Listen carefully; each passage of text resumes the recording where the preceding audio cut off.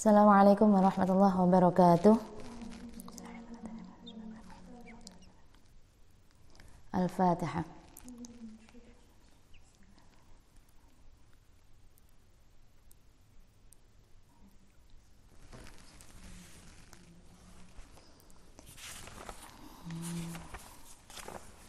Oke, kita sambung ngaji kita nomor hadis ke-39. Bismillahirrahmanirrahim. An Aisyata, dari Aisyah radhiyallahu anha, annaha satemene Aisyah iku lamma tuwfiya nalikane wafat sedo siapa Sa'd bin Abi Waqqas, Sa'ad bin Abi Waqqas, arsala meminta ngutus apa azwajun Nabi, para istri Nabi sallallahu alaihi wasallam, an yamurru ing yento melewatkan atau meletakkan siapa para sahabat bi janazatihi kelawan jenazahnya Sa'id bin Abi Waqqas fil masjidi ing dalam masjid. Fa yusallina moko padha salat sapa azwajun Nabi alaihi ing atase Sa'ad bin Abi Waqqas. Fa fa'alu moko berbuat siapa mereka, fa wuqifa dan ditempatkan bihi kelawan Sa'id bin Abi Waqqas ala hujarihinna ing atase kamar-kamarnya azwajun Nabi. Yusallina hali salat sapa azwajun Nabi alaihi ing atase Sa'ad bin Abi Waqqas. Rawahu Muslim, diriwayatkan oleh Imam Muslim. Oke, hadis ke-39 ini menceritakan bahwa perempuan boleh melakukan sholat jenazah. Ya, jadi tidak hanya laki-laki yang melakukan sholat jenazah, perempuan pun boleh melakukan sholat jenazah.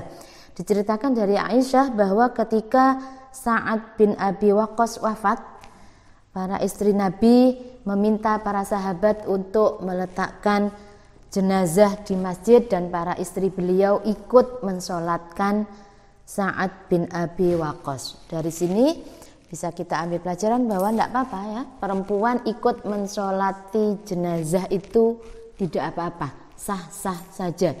Tidak berarti hanya laki-laki yang mensolatkan. Bahkan di sini diceritakan bahwa yang meninggal sahabat laki-laki, tapi sahabat perempuan itu ikut mensolatkan. Jadi ketika nanti ada keluarga, teman ataupun tetangga kita ada yang meninggal, monggo kita ikut mendoakan si mayit, si jenazah, salah satunya dengan cara mensolatkan. Saya pikir teman-teman santri Ma'had Al-Jami'ah sudah pinter semua ya bagaimana sholat jenazah. Jangan sampai nanti ada santri Ma'had sholat jenazah pakai ruku, pakai sujud. Nanti jenazahnya bangun nggak pakai ruku, nanti kamu lari malahan. Jadi itu ya, digambarkan di sini bahwa perempuan tidak apa-apa, sah-sah saja untuk melakukan sholat jenazah. Jadi ketika kita ada teman yang meninggal, alangkah baiknya kita ikut mendoakan dan juga mensolatkan.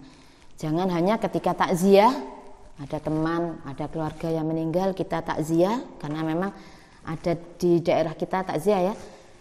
Takziah kita hanya datang, duduk, ngobrol sama teman lah. Itu bukan takziah yang baik ya. Alangkah baiknya ketika kita takziah, ketika jenazah masih ada, monggo kita melakukan sholat jenazah. Baik kita perempuan ataupun laki-laki, sama, monggo kita dianjurkan untuk melakukan sholat jenazah.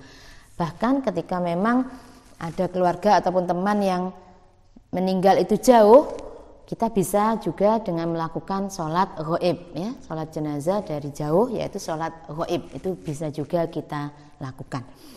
Oke, hadis berikutnya hadis ke-40. Di mana mulai hadis 40 ini, hadis 40 sampai hadis 42 itu tentang keikutsertaan perempuan dalam jihad atau peperangan. Oke, yang pertama hadis 40 ini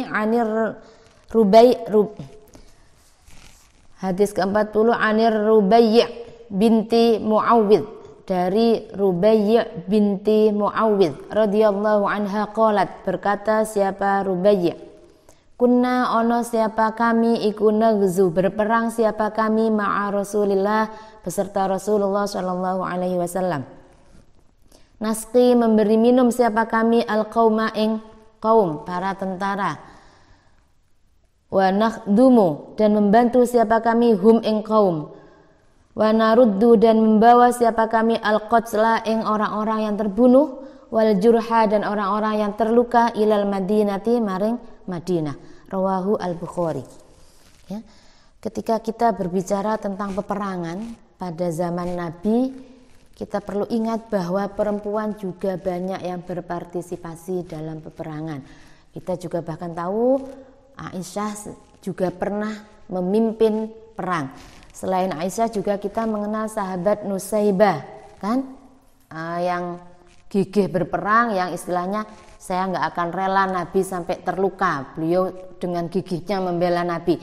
Itu juga sahabat perempuan Nusaibah dan lain sebagainya.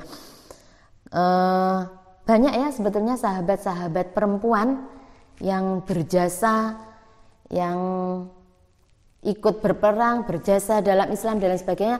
Cuman sayangnya kadang masih jarang terdengar nama-nama perempuan itu. Contoh lain selain Nusaibah yang pemberani, yang selalu berperang, berada di depan Nabi, melindungi Nabi, sampai beliau kan pernah berkata, saya nggak akan rela ketika Nabi terluka. Itu Nusaibah, itu sangat berani. Itu juga kan banyak sahabat lain, misalnya sahabat Hafsah. Sahabat Hafsah itu adalah sahabat yang paling banyak, yang ternyata adalah sahabat yang paling banyak menyimpan mushaf Al-Quran. Itu Hafsah, perempuan juga. Juga sahabat Karimah Al-Mawarziyah. Pernah dengar? Beliau adalah sahabat yang menulis dan merapikan hadis-hadis dari Imam Bukhari. Perempuan juga. Nah, jadi kita perlu ingat ya, bahkan kita juga masih perlu menggali siapa perempuan-perempuan hebat di zaman dulu yang berperan penting dalam kemajuan Islam di samping sahabat-sahabat laki-laki. Jadi tidak hanya sahabat laki-laki yang berperan penting dalam kemajuan Islam, dalam penyebaran Islam, dan sebagainya ya. Para perempuan juga banyak yang menjadi pahlawan, baik itu pahlawan di medan peperangan ataupun pahlawan-pahlawan lain. Contoh yang banyak mengumpulkan mushaf, banyak yang merapikan hadis-hadis Imam Bukhari, itu justru mereka adalah para perempuan. Kembali ke hadis ke-40, bahwa Rubai' bin Muawid menceritakan bahwa pada zaman Nabi para perempuan ikut berperang ketika Nabi melakukan perang. Jadi para perempuan ikut berperang, kadang mereka ada yang menyediakan makan dan minum para yang berperang, bala tentara yang berperang.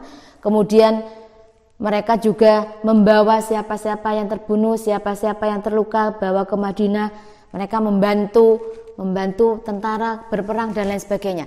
Jadi memang perempuan ikut berpartisipasi dalam peperangan pada zaman Nabi. Jadi ya menyediakan makan, minum, membantu berperang langsung, membantu mengobatin yang terluka. Kalau yang ini mungkin kalau zaman sekarang PMI, Palang Merah Indonesia, atau mungkin itu ya. Jadi yang standby untuk ngobatin yang luka dan lain sebagainya, itu perempuan-perempuan juga ikut. Jadi pada zaman Nabi aja perempuan sudah boleh untuk ikut berperang, ikut keluar, ikut berperang, ikut membela Islam secara langsung, itu sudah ada sejak pada zaman Nabi. Itu hadis dari Rubai' binti Muawid. Oke, hadis ke-41 masih senada dengan hadis ke-40. An Anasin radhiyallahu anhu anna Ummah Sulaim, saat temene Ummi Salim ittakhadat mengambil siapa Ummu Salim yaumah Hunain ing dalam perang Hunain khinjaron ing senjata. Fakana moko ono apa khinjar iku ma'aha beserta Ummu Sulaim. Faro'a moko melihat ha ing Ummu Sulaim siapa Abu Tolha. Faqala moko berkata siapa Abu Tolha, ya Rasulullah, wahai Rasulullah, hadhihi utawi iki iku Ummu Sulaim. Ma'aha iku sertane Ummu Sulaim khanjarun utawi senjata. Faqala moko dawuh berkatalah maring Ummu Sulaim siapa Rasulullah sallallahu alaihi wasallam. Ma hadzal hanjaru, untuk apa senjata ini? Ditanya oleh Nabi. Qalat menjawab siapa Ummu Sulaim, ittakhadtu, mengambil siapa saya hu ing senjata indana jika merendahkan minni saking ingsun siapa ahadun salah seorang minal musyrikina dari kaum musyrik. Baqartu,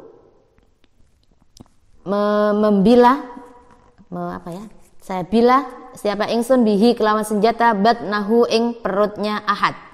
Faja'ala moko menjadikan siapa Rasulullah sallallahu alaihi wasallam yadhaku, tersenyum atau tertawa siapa Nabi. Rawahu Muslim. Jadi ini ceritanya ada seorang sahabat perempuan Ummu Sulaim ketika kan perang Hunain itu beliau membawa senjata. Kemudian ada sahabat Abu Thalha yang melihat, loh, ini cewek-cewek kok nggak senjata ini, ngapain ikut-ikut bawa senjata ini, gitu. Melihat Ummu Sulaim bawa senjata, loh.